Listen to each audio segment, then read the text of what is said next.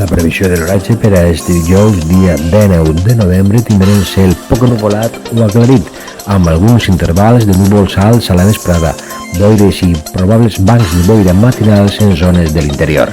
Les temperatures en ascens, sobretot les mínimes, vent variable fluix, predominant la component oest. Quant a les temperatures, en Requena tindrà avui una màxima de 21 i una mínima de 5 graus, Ontinyent màxima de 23, mínima de 10, Gandia màxima de 23 també, mínima d'11, i València tindrà una màxima de 24 i una mínima de 12 graus.